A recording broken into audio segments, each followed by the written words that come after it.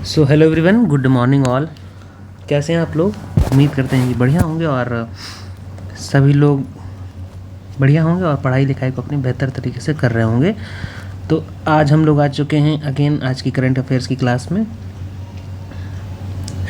बढ़ते हैं आज की क्लास में और देखते हैं आज की क्लास में क्या क्या चीज़ें हैं। तो सभी लोग एक बार सेशन को शेयर कर दीजिए, वीडियो को लाइक कर दीजिएगा और चैनल में अगर नए हो तो चैनल को सब्सक्राइब कर लीजिएगा।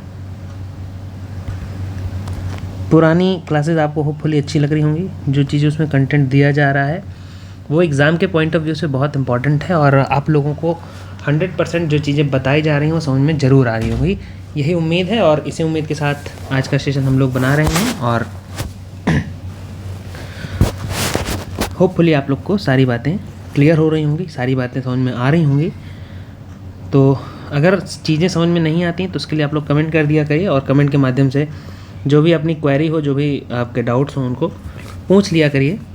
बढ़ते हैं आज की पहली न्यूज़ पर। पहली न्यूज़ क्या है? प्रदर्शन ग्रेडिंग सूचकांक PGI माने कि परफॉर्मेंस ग्रेडिंग इंडेक्स 2.0। पढ़ते हैं इसको। PGI 2.0 केंद्रीय शिक्षा मंत्रालय द्वारा विकसित एक उन्नत मूल्यांकन तंत्र है जो राज्यों और केंद्र शासित प्रदेशों की स्कूली शिक्षा व्यवस्था के प्रदर्शन का मूल्यांकन करता है। तो कुल मिलाकर के स्कूली शिक्षा के प्रदर्शन को अगर कोई सूचकांक प्रदान करता है तो कौन है वो? PGI 2.0 केंद्रीय शिक्षा मंत्रालय द्वारा विकसित है और एक मूल्यांकन तंत्र है। पढ़ेंगे इसको। यह PGI के पहले संस्करण का परिष्कृत रूप है। मतलब कि PGI का जो 1.0 निकाला गया होगा उसका अपडेटेड वर्जन है जो वो क्या है 2.0, जिसे 2019 में 2017-18 के लिए पेश किया गया था। मतलब PGI जो 1.0 रहा होगा वो किसके लिए था? 2019 में लॉन्च किया गया था, 2017-18 के लिए। इसका उद्देश्य नीति निर्माण के लिए डेटा आधारित आधार तैयार करना, प्रदर्शन में सुधार लाना और सकारात्मक प्रतिस्पर्धा को बढ़ावा देना है। तो कुल मिलाकर के बच्चे अच्छे से प्रदर्शन करें, अच्छे से पढ़ सकें और वो अपने अपने जो भी जीवन के क्षेत्र हैं उनमें बेहतरीन कर सकें।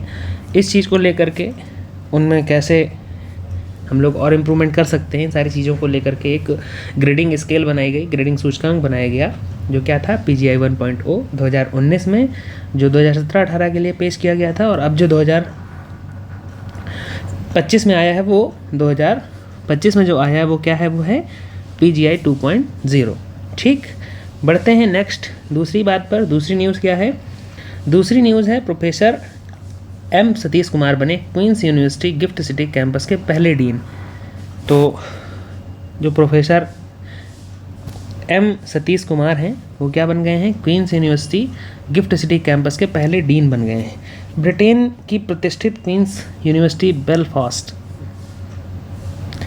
QUB क्वींस यूनिवर्सिटी बेलफास्ट ने गुजरात की गिफ्ट सिटी में अपना पहला अंतर्राष्ट्रीय परिसर स्थापित करने की घोषणा की है। यह पहल भारत UK उच्च शिक्षा सहयोग को नई दिशा देने और शिक्षा के अंतर्राष्ट्रीयकरण की दिशा में एक महत्वपूर्ण कदम मानी जा रही है। तो कुल मिलाकर के क्या है कि तो गुजरात की जो गिफ्ट सिटी है उसमें पहला अंतर्राष्ट्रीय परिसर स्थापित करना चाह रहे हैं कौन लोग? ब्रिटेन वाले। किस लिए? ताकि अंतर्राष्ट्रीय शिक्षा की दिशा में एक बहुत हम लोग आगे प्रोग्रेस कर सके, शिक्षा का अंतर्राष्ट्रीयकरण किया जा सके। तो उसमें पहला अंतर्राष्ट्रीय परिसर स्थापित करने की घोषणा की गई और उसके डीन किसको बनाया गया है? प्रोफेसर M सतीश कुमार को। और आखिरी लाइन पढ़ लेते हैं। QUB ब्रिटेन का पहला रसेल ग्रुप विश्वविद्यालय है जो गिफ्ट सिटी परिसर में खोला जा रहा है। तो कुल मिलाकर के गिफ्ट सिटी परिसर में खोले जाने वाला ब्रिटेन का कोई पहली यूनिवर्सिटी है जो खोली जा रही है। तो कौन सी यूनिवर्सिटी है वो? Queen's University Belfast. ठीक है, बढ़ते हैं तीसरी बात पर। तीसरी बात है ऊर्जा संक्रमण सूचकांक 2025 में भारत 71वें स्थान पर है। तो जब भी ऊर्जा की बात आती है तो ऊर्जा याद रखिएगा 2 प्रकार के रिसोर्सेस हमको मिलती है। पहले होते हैं परंपरागत और दूसरे होते हैं गैर परंपरागत। इन्हीं को दूसरी भाषा में या दूसरे शब्दों में और भी कहा जाता है गैर परंपरागत को नवीकरणीय ऊर्जा के स्रोत कहते हैं और इनको अनवीकरणीय ऊर्जा के स्रोत कहते हैं। तो ये ध्यान रखिएगा कि अनवीकरणीय ही परंपरागत है और नवीकरणीय को हम लोग गैर परंपरागत कहते हैं।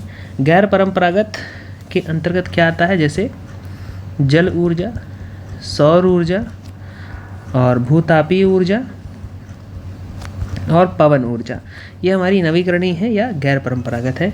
अगर हम ये बात करें कोयला, पेट्रोलियम, तो ये क्या है, ये सारी चीज़ें ये हमारी परंपरागत, मतलब जो पुराने समय से हम लोग क्लासिकल टाइम से या चिरसम्मत समय से ऊर्जा के उपयोग के लिए जिन साधनों का या जिन संसाधनों का उपयोग करते आए हैं, वो सारे ऊर्जा के स्रोत या ऊर्जा के संसाधन हमारे कैसे हैं, परंपरागत हैं, और ये हमारे गैर परंपरागत हैं। इन्हीं को हम लोग नवीकरणीय कहते हैं। क्यों? क्योंकि इनको हम लोग दोबारा से यूज कर सकते हैं।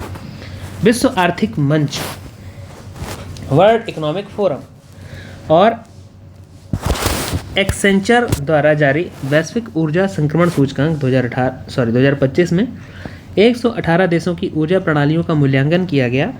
यह सूचकांक ऊर्जा सुरक्षा, पर्यावरणीय स्थिरता और ऊर्जा समानता जैसे 3 प्रमुख स्तंभों पर आधारित है। साथ ही राजनीतिक प्रतिबद्धता, वित्तीय संसाधन, नवाचार, अवसंरचना और मानव पूंजी जैसे तैयारी कारक भी शामिल किए गए हैं।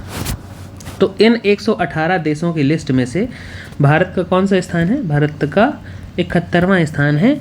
अच्छा, जब भी कोई स्थान मिलता है तो उसमें भारत का कौन सा स्थान है, पहला स्थान किस देश का है और भारत का स्थान कौन से नंबर का है, ये जरूर याद रखा करिए, क्योंकि कभी कभी एग्जाम में पहले नंबर पे पूछ लेता है कि इस सूचकांक में पहला स्थान किस देश को मिला।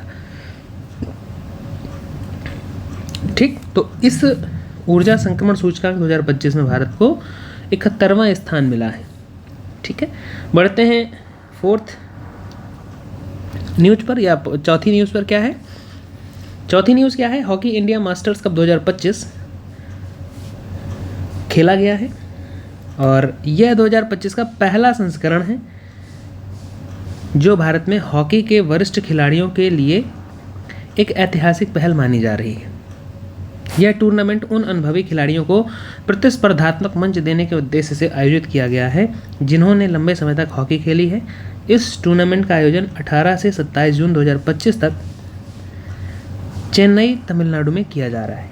तो कहाँ पर हुआ है hockey tournament? Hockey India masters cup 2025 कहाँ हुआ है? चेन्नई, तमिलनाडु में। मतलब कि तमिलनाडु की राजधानी कहाँ पर? चेन्नई में ये खेला गया है। कब से कब तक?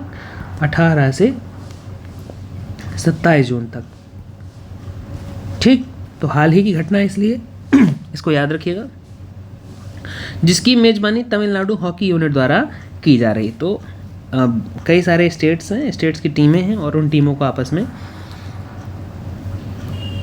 प्रतिस्पर्धा करनी है। फिर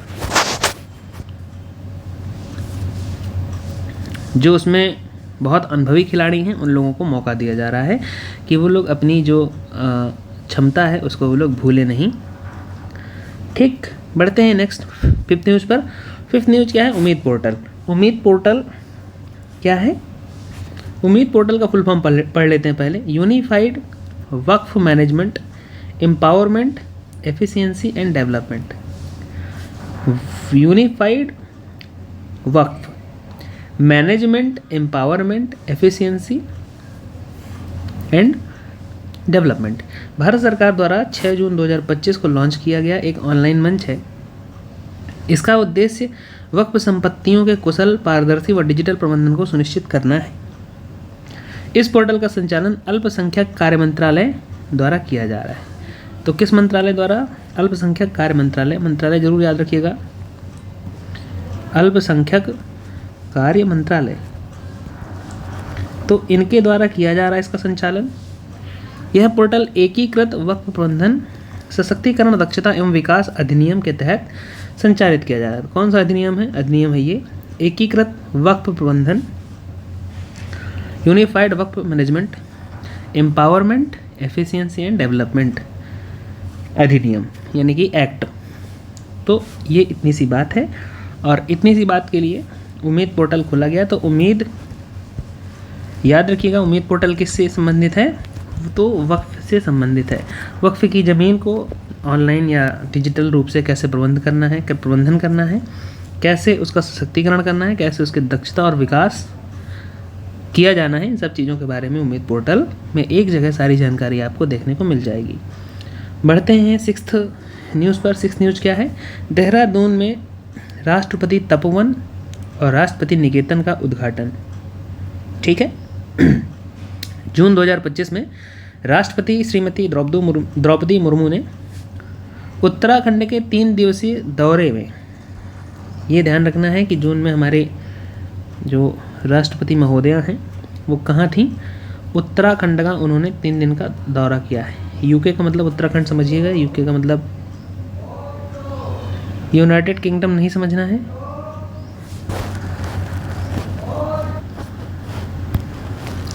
तो यहाँ पर क्या समझने वाली बात है? यहाँ पर समझने वाली बात है कि 3 दिवसीय दौरे के दौरान देहरादून के कई महत्वपूर्ण, ठीक है, तो जून 2025 में राष्ट्रपति द्रौपदी मुर्मू जी ने उत्तराखंड के 3 दिवसीय दौरे के दौरान देहरादून में कई महत्वपूर्ण परियोजनाओं का उद्घाटन किया। इस यात्रा का उद्देश्य प्राकृतिक संरक्षण, पर्यावरण जागरूकता और प्रशासनिक विरासत को बढ़ावा देना था। उन्होंने राष्ट्रपति तपोवन और राष्ट्रपति निकेतन का उद्घाटन किया। तपोवन को एक शांत आध्यात्मिक केंद्र के रूप में विकसित किया गया है। तो ये याद रखिएगा कि उत्तराखंड में किया गया है राष्ट्रपति निकेतन और राष्ट्रपति तपोवन। ठीक है। कब यात्रा में थी? ये 2025 जून में। चलिए बढ़ते हैं 7वीं न्यूज़ पर। 7वीं न्यूज़ क्या है? संयुक्त राष्ट्र लोक सेवा दिवस, United Nations public service day 2025। 23 जून को हर साल, कब? 23 जून को हर साल संयुक्त राष्ट्र लोक सेवा दिवस के रूप में मनाया जाता है। जो लोक सेवकों, याद रखिएगा 23 जून को भी हमने पिछले वीडियो में एक दिवस और मनाया था। आप लोगों को कमेंट करके बताना है कि 23 जून को कौन सा दिवस और मनाया जाता है। तो लोक सेवा दिवस के रूप में मनाया जाता है जो लोक सेवकों और सार्वजनिक संस्थानों के योगदान को सम्मानित करता है। इसे संयुक्त राष्ट्र महासभा ने 20 दिसंबर 2002 को प्रस्ताव A/RES/57/277 के तहत घोषित किया था। इसका समन्वय यूएन की आर्थिक और सामाजिक परिषद UNESC द्वारा किया जाता है। 2025 में यह दिवस सोमवार 23 जून को 23वीं वर्षगांठ के रूप में मनाया गया। तो 2025 वाला कौन सा था? 23वां था। क्यों? क्योंकि 2002 को प्रस्तावित किया गया था, 2003 से मनाया जा रहा है। तो ये हो गया संयुक्त राष्ट्र दिवस। संयुक्त राष्ट्र लोक सेवा दिवस कब मनाया जा रहा है? 23 जून को। ये जरूर याद रखिएगा कि दिवस हमने जून के महीने में कौन कौन से ऐसे दिवस जिनको अच्छे से पढ़ा है। एक वीडियो ऐसा आएगा जिसमें हर महीने का स्पेशल एक महीने करके, जैसे जून का करंट अभी हम लोग पढ़ रहे हैं तो जून के महीने के जितने भी होंगे सारे दिवस एक दिन एक शॉर्ट वीडियो में हम लोग कर लेंगे ताकि उनको याद रखने में हमको आसानी हो। बढ़ते हैं 8वें नंबर पर। और 8वीं न्यूज़ क्या है? सुब्रमण्यम रमण ने PFRDA के अध्यक्ष का पदभार संभाला है। पढ़ लेते हैं। पेंशन निधि नियामक और विकास प्राधिकरण, पढ़ेंगे इसको। पेंशन फंड रेगुलेटरी या रेगुलेटर डेवलपमेंट अथॉरिटी, यही होगा। 20 जून 2025 को सुब्रमण्यम रमण ने, ये कौन है? ये हमारे सुब्रमण्यम रमण है। शिव सुब्रमण्यम रमण है एक्चुअली ये, तो पूरा नाम लिख लेते हैं। शिव सुब्रमण्यम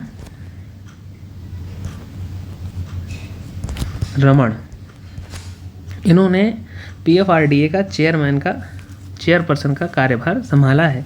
उनकी नियुक्ति भारत सरकार की 8 अप्रैल 2025 की अधिसूचना के तहत हुई थी।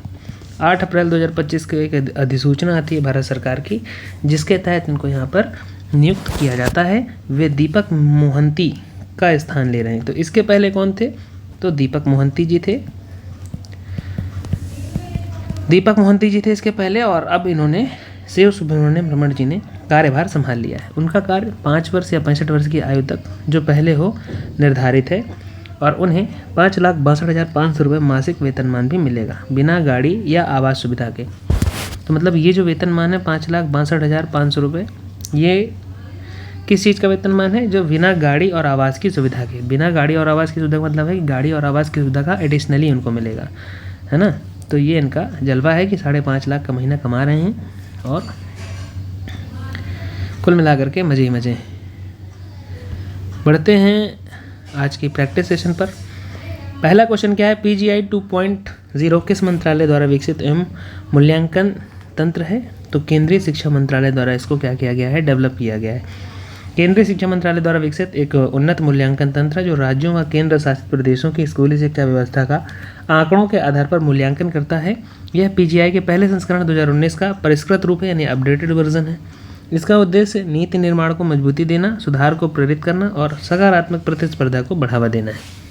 ठीक, आगे बढ़ते हैं सेकंड नंबर पर। सेकंड नंबर क्या है? क्वींस यूनिवर्सिटी बेलफास्ट के गिफ्ट सिटी परिसर के पहले डीन के रूप में किसे नियुक्त किया गया है? तो प्रोफेसर M सतीश कुमार को। हम लोगों ने भी पढ़ा था, प्रोफेसर M सतीश कुमार जो थे उनको क्वींस यूनिवर्सिटी बेलफास्ट के गिफ्ट सिटी परिसर का, मतलब कि गुजरात की गिफ्ट सिटी में जो पहला अंतर्राष्ट्रीय परिसर खोला गया है या पहले अंतर्राष्ट्रीय परिसर स्थापित करने की जो घोषणा की गई है उसका डीन बनाया गया है। किनको? प्रोफेसर M सतीश कुमार को। ठीक, नेक्स्ट थर्ड नंबर पर बढ़ते हैं। ऊर्जा संक्रमण सूचकांक ETI, एनर्जी ट्रांजिशन इंडेक्स 2025 में भारत की रैंक क्या रही है? तो 71वां स्थान या 71वीं रैंक इनकी रही है, जो 118 देशों की सूची में से 71वां देश हमारा भारत है।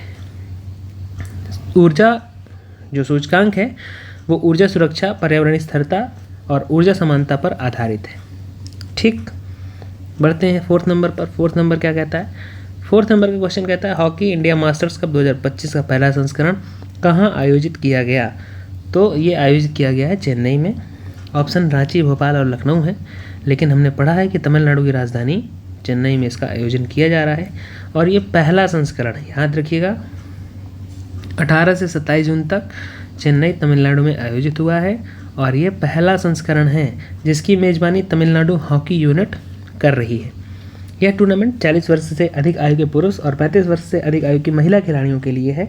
पुरुषों की 12 और महिलाओं की 8 टीमें इसमें भाग ले रही हैं। हमने बताया था कि जो हमारे एक्सपीरियंस्ड प्लेयर, मतलब कि जो हमारे पहले बहुत अच्छे खिलाड़ी रहे, वो अपना कौशल या अपनी जो स्ट्रेंथ है वो भूल न जाए, इसलिए इसको हमने आयोजित किया है। 5वें नंबर की बात करते हैं। उम्मीद पोर्टल किस तिथि को केंद्र सरकार द्वारा लॉन्च किया गया है? उम्मीद पोर्टल 6 जून को लॉन्च किया गया है। किससे रिलेटेड है ये? जिसका संचालन अल्पसंख्यक कार्य मंत्रालय द्वारा किया जा रहा है, जिसका उद्देश्य वक्फ संपत्तियों की पारदर्शी, डिजिटल और कुशल प्रबंधन को सुनिश्चित करना है। यह पोर्टल वक्फ संपत्तियों के पंजीकरण को अनिवार्य बनाता है।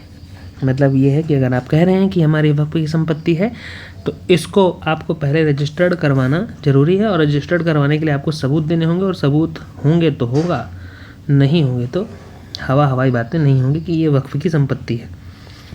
6वां नंबर, राष्ट्रपति द्रौपदी मुर्मू जी ने देहरादून में किन 2 परिसरों का उद्घाटन किया है? तो राष्ट्रपति तपोवन और राष्ट्रपति निकेतन। ये देख लीजिए, बहुत सारे ऐसे ऑप्शन भी हैं जो आपको कंफ्यूज कर सकते हैं। राजमहल, राजभवन, गार्डन टाइम्स, ग्रीन सदन, उन्नति भवन और विकास निकेतन, इनमें कंफ्यूज नहीं होना है।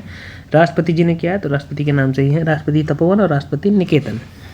ठीक, जून 2025 में राष्ट्रपति द्रौपदी मुर्मू ने उत्तराखंड के 3 दिवसीय दौरे के दौरान देहरादून में कई परियोजनाओं का उद्घाटन किया, उन्होंने राष्ट्रपति तपोवन आध्यात्मिक केंद्र और राष्ट्रपति निकेतन प्रशासनिक व सांस्कृतिक केंद्र का उद्घाटन किया, जिनमें आगंतुक सुविधाएं शामिल हैं। तपोवन 24 जून से और निकेतन 1 जुलाई से आम जनता के लिए खुल जाएगा। ठीक है, तो ये 1 जुलाई हो चुकी है, तो ये दोनों चीज़ें आम पब्लिक के लिए, आम जनता के लिए क्या है? खुली हुई हैं। 7वें नंबर की बात करते हैं। 7वां क्वेश्चन क्या कह रहा है? 7वां क्वेश्चन है संयुक्त राष्ट्र लोक सेवा दिवस प्रतिवर्ष किस तिथि को मनाया जाता है? तो ये 23 जून को मनाया जाता है। ठीक, हर वर्ष 2023 को संयुक्त राष्ट्र लोक सेवा दिवस के रूप में मनाया जाता है, जिसे 2002 में घोषित किया गया था। इसका समन्वय UNESC द्वारा किया जाता है। 2025 में इसकी 23वीं वर्षगांठ थी, जिसकी थीम थी 2030 तक के 5 वर्ष एक सतत भविष्य के लिए सार्वजनिक सेवा वितरण में तेजी लाना है। मतलब 2030 तक के जो 5 वर्ष हैं, एक सतत भविष्य के लिए सार्वजनिक सेवा वितरण में तेजी लाना है। इसका उद्देश्य SDG सस्टेनेबल डेवलपमेंट गोल्स की प्राप्ति हेतु नवाचार और दक्षता को बढ़ावा देना है। क्या है ये?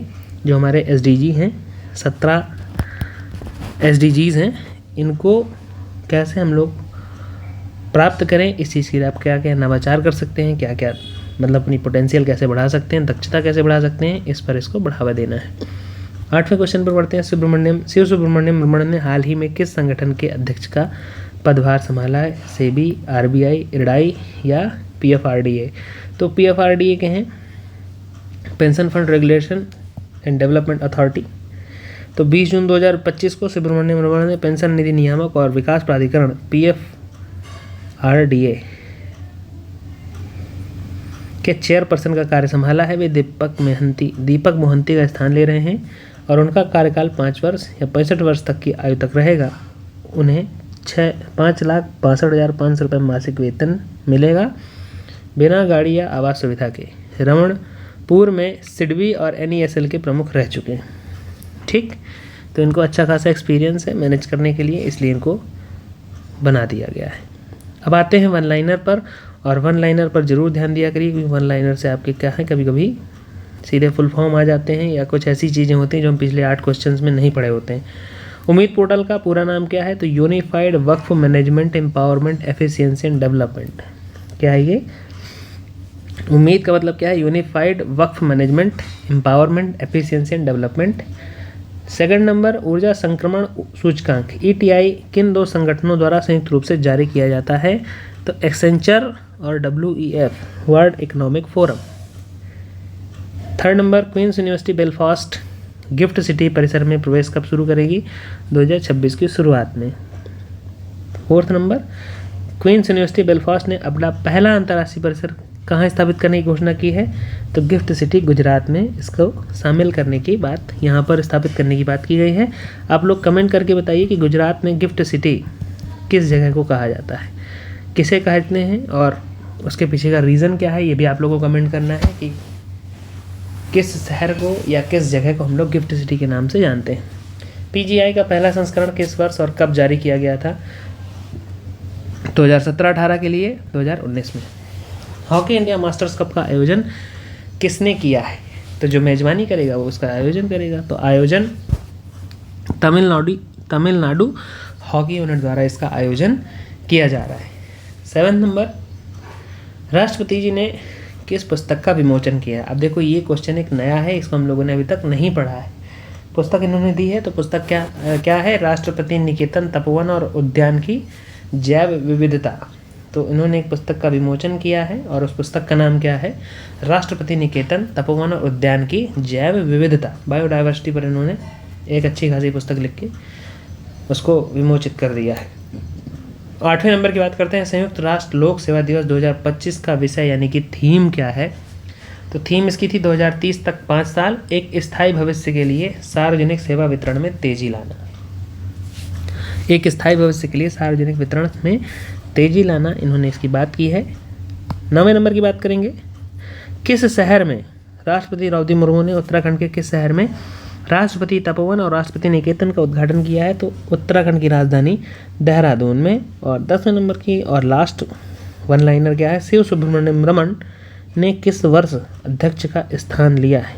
किस पूर्व अध्यक्ष का स्थान लिया है? तो इसके पहले जो PFRDA के अध्यक्ष दीपक मोहंती जी, इनका इन्होंने स्थान ले लिया। तो होपफुली आपको सारी बातें समझ में आई होंगी, सारी बातें क्लियर हुई होंगी। अगर क्लियर हुई हैं तो ऐसे ही हंसते रहिएगा, मुस्कुराते रहिएगा। वीडियो को शेयर कर दीजिएगा, लाइक कर दीजिएगा और मन हो तो कमेंट कर दीजिएगा। चैनल में नए हो तो चैनल को सब्सक्राइब कर लीजिएगा।